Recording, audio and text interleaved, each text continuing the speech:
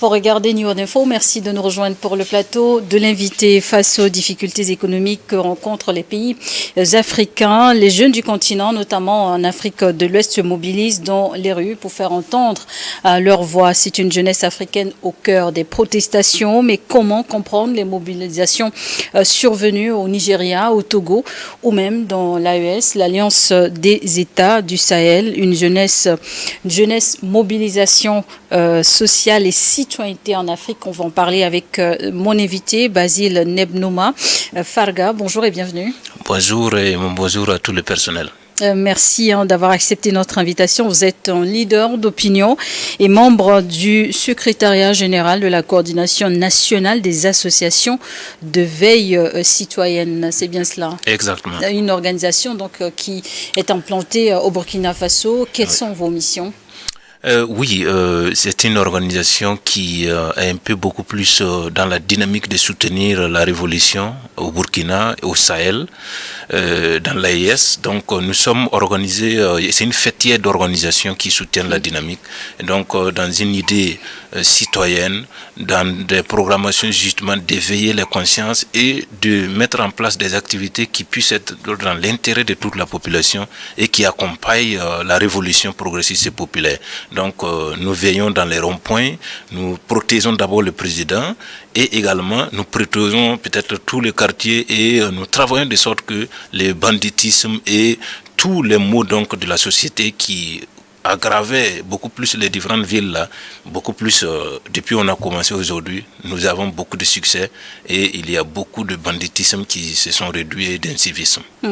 Jeunesse, mobilisation sociale, citoyenneté en Afrique de l'Ouest, mais que vous inspirent ces différentes thématiques dans un contexte aujourd'hui de bouleversement géostratégique, si je peux le dire ainsi? Oui, ça nous intéresse beaucoup parce que vous savez, la jeunesse a été beaucoup plus embastillée, j'allais dire massacré depuis des années, peut-être même trompé dans les objectifs.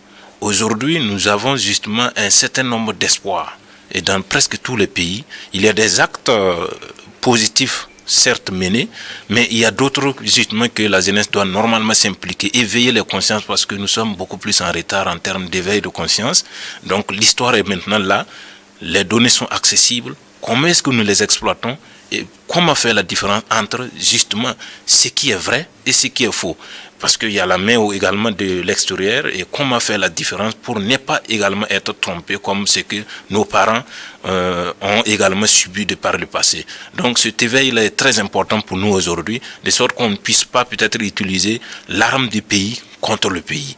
Parce que la jeunesse, c'est l'arme du pays, c'est l'énergie de la nation. Si vous retrouvez justement peut-être contre la nation, sans pour autant prendre les mesures qu'il faut, on peut certes dénoncer, mais avec justement de la méthode, on peut former, mais avec justement un programme bien clair et établi pour ne pas justement amener toute une génération en dérive. Et la question de développement est essentiellement dans les débats pour la jeunesse africaine. Quelque part, nos pays sont en retard en matière de développement.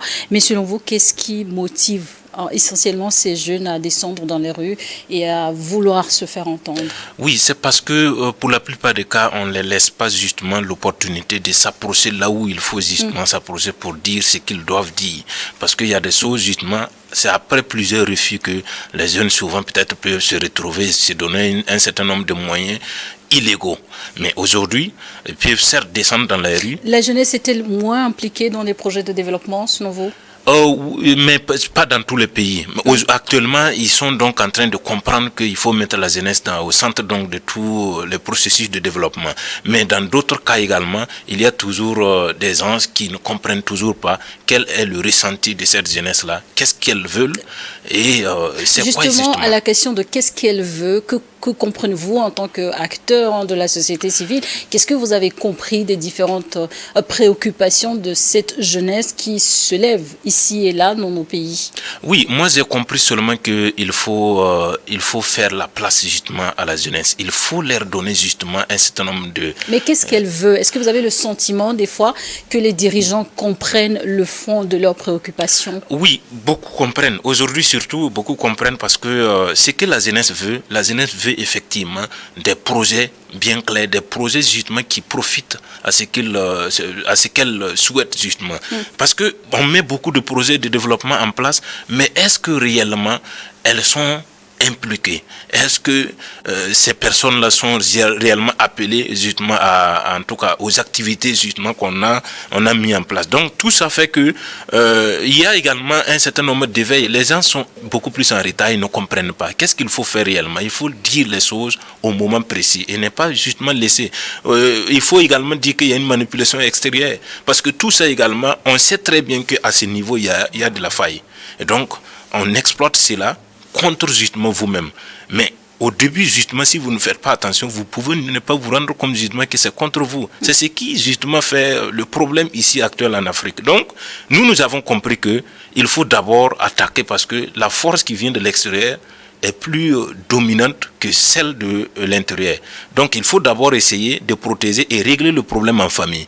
Justement, voilà. La jeunesse, quand à vous entendre, la jeunesse qui demande de l'emploi, de meilleures conditions de vie, de travail, pour justement un meilleur épanouissement, en quoi est-ce que ces mobilisations de jeunesse sont-elles, selon vous, les reflets des défis économiques, voire sociopolitiques que connaissent nos pays? Oui, en partie, ça reflète justement le défi qui attend donc la jeunesse, mais il faut dire quelque chose, que toutes ces mobilisations, c'est un message qu'on donne, mais nous avons compris maintenant. Mais qu'est-ce qu'on en fait de cela? Généralement, ce sont des faits qui sont réels. On observe et c'est factuel. Donc des revendications légitimes. Des revendications qui sont légitimes, mais exploitées par quelque chose qu'on ne maîtrise pas, qu'on est en train de dénoncer. Parce que vous pouvez avoir un problème dans votre famille et qui est assez normal. Alors, mais maintenant, quelqu'un de l'extérieur peut exploiter ça contre vous, parce que tout simplement vous n'avez pas mis tous les moyens qu'il faut effectivement. Vous voyez, récemment, la plupart des choses c'est sur les réseaux sociaux, ainsi de suite. Comment ça se passe? Nous avons les réseaux sociaux aujourd'hui pour nous éduquer, pour nous éveiller et pour nous enseigner. Mais malheureusement, on utilise ça justement pour le divertissement et pour peut-être même des manipulations. Il y a la désinformation, il y a beaucoup de choses qu'on ne comprenne pas. Donc, si on arrive des fois justement de voir des jeunes qui se sont mis ensemble pour dénoncer quelque chose, est-ce qu'en arrière-plan, il n'y a pas des choses justement, des choses calculées que nous ne maîtrisons pas? C'est tout ça le problème. Et à partir du moment que nous avons détecté cela, il faut qu'on s'ouvre les yeux. Parce que c'est là le problème. Nous avons combattu justement. Vous estimez-vous qu'il faut revendiquer, oui, mais quand même rester prudent? Il faut être très prudent, parce que les revendications actuelles, surtout les revendications actuelles, on est en train de chasser l'impérialisme au Sahel. Il est en train de chercher où s'installer, ainsi de suite, comment faire pour revenir. Il y a un encerclement du Sahel qui est en jeu, et donc tout ça, ils vont utiliser justement les pays limitrophes, les pays voisins, surtout la jeunesse, qui est en train de raser autour de tous ces objectifs non accomplis. Donc si on ne fait pas attention, c'est nos insuffisances qu'ils peuvent utiliser contre nous. Et il y a une certaine priorité qu'il faut essayer d'ordonner. Ces priorités, est-ce que cette jeunesse-là, on maîtrise comment ordonner ces priorités? C'est les autorités de nous accompagner pour diriger de sorte que... Justement, parlons des autorités dans nos pays, entre promesses de campagne électorale non tenues ou des défis liés à la gouvernance. Pensez-vous que les gouvernements déçoivent quelque part leur population, et essentiellement, principalement la jeunesse? Oui, il n'y a jamais de gouvernement parfait. Ce sont des humains, et toute œuvre humaine n'est jamais parfaite. Et donc, pour dire que comme l'homme est justement insatiable, il y a toujours des besoins non accomplis qu'il faut répondre. Et dans tout gouvernement, il y a des actions justement qui ne correspondent pas avec l'attention ou ce qu'attend maintenant la jeunesse. Qu'est-ce qu'il faut faire? Il faut toujours parfaire, il faut communiquer. Et c'est cette communication-là qu'on attend. Cette communication, on attend justement que tout soit clair. Vous appelez à une gouvernance de proximité. Oui, de proximité. Et d'ailleurs, je pense que les initiatives pour essayer d'approcher l'administration aux administrés, tout ça, ce sont des actions qui sont mêlées un peu partout, d'où au Togo, ici, que nous constatons récemment. Donc, il faut justement voir. Mais est-ce que les gens comprennent? Souvent, on dit, par exemple, qu'on ne peut pas passer tous par le même chemin pour arriver au sommet. Il y a des chemins qui sont froids, il y a des sommets qui sont sots. Donc à un moment donné, chaque pays a ses réalités. Donc toutes ces réalités ont besoin justement qu'on communique pour qu'on puisse quand même comprendre. Parce que l'impérialisme a voulu justement qu'on passe par un même sommet unilinéaire de développement. Et vous avez parlé tantôt de prudence. Comment analysez-vous l'impact de ces mouvements de protestation sur la stabilité politique des pays concernés? Vous avez justement parlé du Togo actuellement, qui a vécu une période au mois de juin dernier. Le Kenya aussi, l'AES qui est aussi passé par là. Comment évaluez-vous l'impact sur la stabilité de nos pays? Oui, l'impact, c'est un impact très énorme parce que quand, par exemple, il y a de telles manifestations, il y a beaucoup de choses qui ne fonctionnent pas. Et d'ailleurs, certains jeunes même vont jusqu'à vouloir paralyser l'administration. Certains jeunes vont jusqu'à vouloir saccager les institutions. Donc, est-ce que, à ce niveau, on peut s'en sortir? Il faut avoir des manifestations cadrées sans violence. C'est en cela qu'on comprend justement que la jeunesse a compris que les institutions, on peut dénoncer, mais les institutions restent toujours et on va devoir justement s'asseoir pour communiquer dans ces institutions et voir comment les améliorer. Donc nous pensons qu'on est passé par là, nous avons compris que il y a des manifestations que nous avons faites par le passé qui aujourd'hui nous avons regretté parce que les résultats ont été exploités à d'autres fins. Et vous voyez que la révolution qui se passe au Sahel aujourd'hui, c'est qui sentait justement à la révolution hier. Et justement, pensez-vous que ces protestations sont quelque part un signe de maturité des citoyens ou plutôt des réponses à des frustrations profondes? Et en fait, ça résulte, c'est l'accumulation de plusieurs frustrations qui fait qu'effectivement on est arrivé à un niveau de maturité parce que on ne peut plus supporter. Quand vous cumulez un certain nombre de colères, vous ne pouvez plus supporter ça enfin. Donc c'est ce qui fait que ça crée un refoulement. Et ce refoulement-là conduit justement à une certaine dérive. Donc quand quelqu'un est mal stocké en termes de frustration et de colère, si vous ne cadrez pas et il n'y a pas assez d'éveil et d'enseignement, on peut commettre donc des dérives totales. Donc c'est ce qu'on est en train de vouloir éviter parce qu'on a tellement d'énergie. Donc de sorte que quand on est en phase de refoulement, souvent on crée des désordres et c'est ça qu'il faut éviter beaucoup plus en Afrique parce que nous sommes en train de vouloir construire nos pays.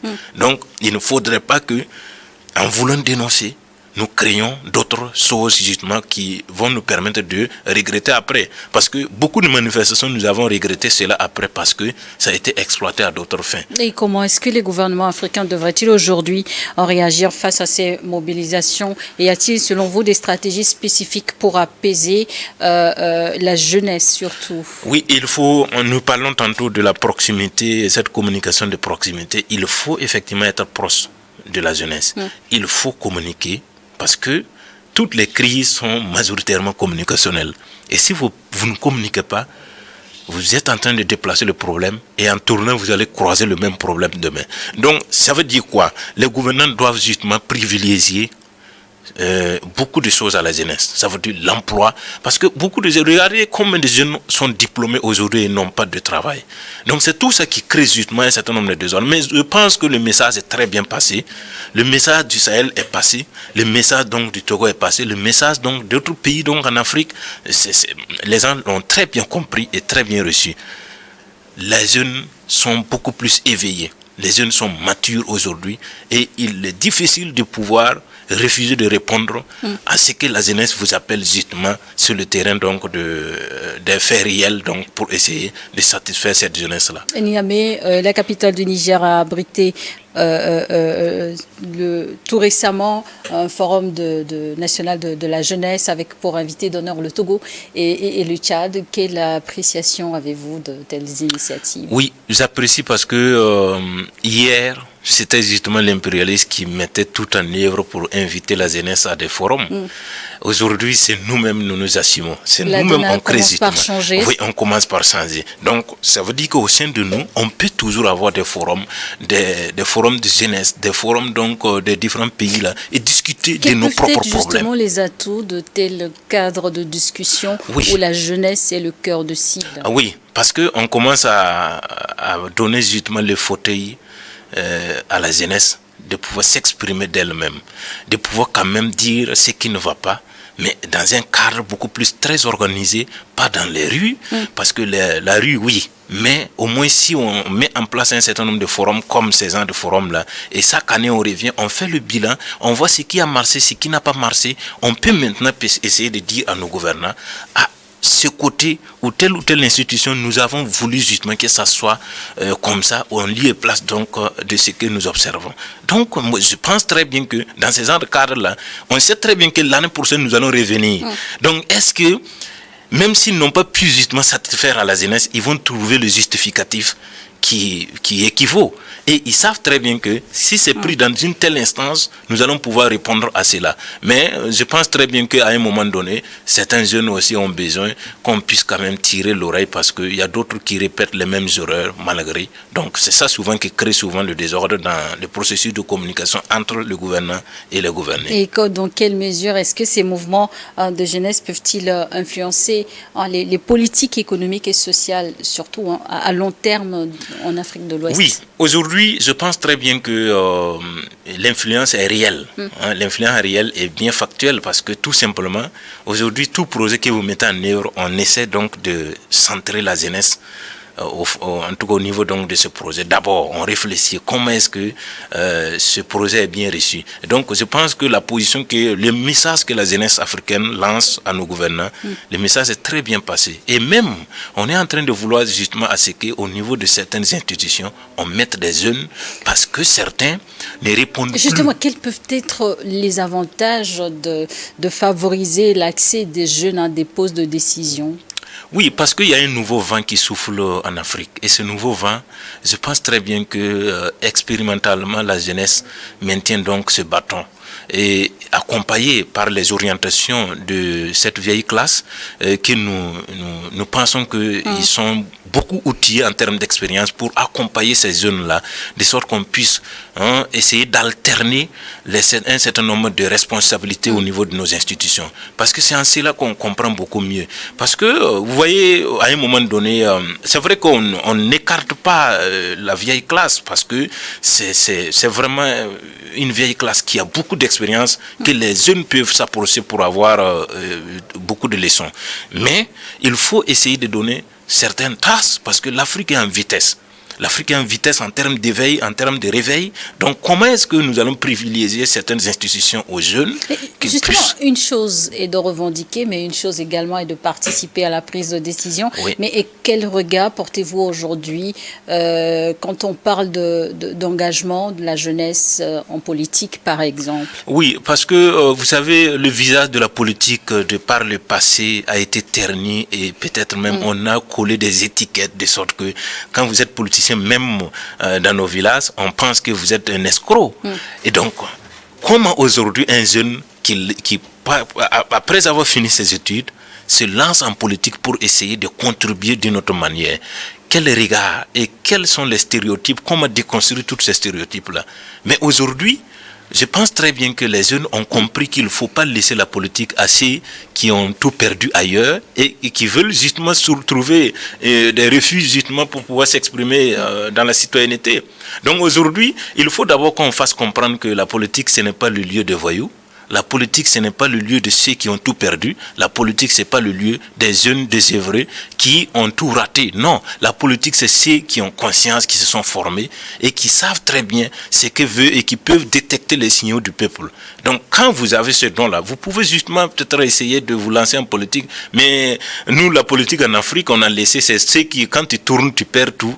Tu te lances et puis on te mobilise en politique et finalement, vous créez un désordre total. Donc, je pense très bien que la jeunesse a compris cela et se prépare, et se forme pour essayer donc d'être l'homme qu'il faut, à la place qu'il faut, à partir du moment qu'on lui confiera donc cette responsabilité de gérer une institution. Et au Togo, le contexte de décentralisation justement offre cette opportunité aux jeunes à faire leur entrée en politique. Justement, le pays a voté hier pour les deuxièmes élections municipales du pays, les premières dans un contexte, en tout cas pour de la 5e République, un événement que vous avez vécu au Togo. Quelles sont vos observations, si je peux les demander? Oui, j'ai eu le plaisir effectivement d'observer les élections hier dans un calme total, bien sécurisé, contrairement à ce qu'on a observé sur les réseaux sociaux avec les médias mensonges qui ont tout manipulé pour dire justement que c'est tendu, il y a des grognes, il y a des refus. Moi, je demande d'avoir fait le tour avec certains camarades et nous avons constaté une sérénité totale et des élections paisibles qui se sont déroulées dans un calme total. Donc, malgré les appels à manifestation. Oui, malgré les appels à manifestation, je pense donc que les appels ont été beaucoup plus. Nous avons suivi sur les réseaux sociaux. Et quand quelqu'un dit qu'il est contre l'impérialisme et ils veulent organiser des manifestations en étant même à la porte de l'impérialisme, je pense très bien qu'il y a une incohérence. Et ces incohérences-là, je pense qu'on doit être très éveillé. On doit se réveiller et dénoncer ça parce que on ne peut pas vouloir téléguider des gens qui sont ici au pays. Au Sahel, ici au Togo et n'importe quel autre pays. Et vous êtes de l'autre côté, vous voulez justement téléguider toute la jeunesse justement dans une dérive. Il faut être justement là. Et la meilleure façon de lutter, c'est être présent. Et moi, je pense très bien que le message est très bien passé. On peut non seulement dénoncer, mais les élections se sont passées en globalement tout apaisé, il n'y a pas de soucis. De toute façon, de notre constat, nous pensons très bien que c'est contraire, totalement contraire à la désinformation qui se passe sur les réseaux sociaux. Et le continent a connu le printemps arabe dans les années 2011, une série de coups d'État ces dernières années dans l'espace, dans la zone du Sahel, aujourd'hui une grogne sociale dans d'autres pays. Quelles leçons pouvons-nous tirer de ces mobilisations pour l'avenir politique et économique du continent? Je pense que le Sahel c'est un foyer d'enseignement et on sait très bien d'où est-ce que nous sommes quittés et où on va et qu'est-ce qu'on a subi. Et je pense très bien que l'Afrique doit avoir justement un foyer et tirer des leçons et ne pas justement naviguer à nu autour donc des différentes manifestations. Nous avons connu des manifestations où les résultats ont été exploités pour d'autres fins par l'impérialisme. Aujourd'hui, donc, nous pensons très bien que les différents coups d'État qui se sont passés, souvent, c'est l'introduction d'une réelle démocratie. Ce qu'on nous a vendu, effectivement, c'est vrai. Mais il faut souvent que quand le peuple fait appel à l'armée, mais de quel peuple? Parce que souvent, même dans la notion du peuple, le concept a été traverti, volé, manipulé. Quand on dit peuple, il suffit juste seulement que quelques personnes se mettent devant et disent et prennent justement les mêmes besoins du vrai peuple et on l'appelle peuple. Donc finalement, est-ce que réellement c'est le vrai peuple? Est-ce qu'il n'y a pas d'arrière-plan? Donc tout ça, il faut que nous soyons cela. Et quand un pays a subi justement des déstabilisations, des velléités de déstabilisation, on peut transposer cela dans d'autres pays, dans un contexte réel pour voir est-ce que réellement on peut pas l'utiliser à d'autres fins, de sorte qu'on puisse ne pas vivre la même chose continuellement autour des années. Donc c'est ça qu'il faut largement qu'on évite. Donc nous pensons que le Sahel doit justement protéger ses voisins, le Sahel doit protéger les pays qui sont vrais et qui refusent et qui acceptent de rompre avec l'impérialisme dans la bonne des manières en fonction du temps.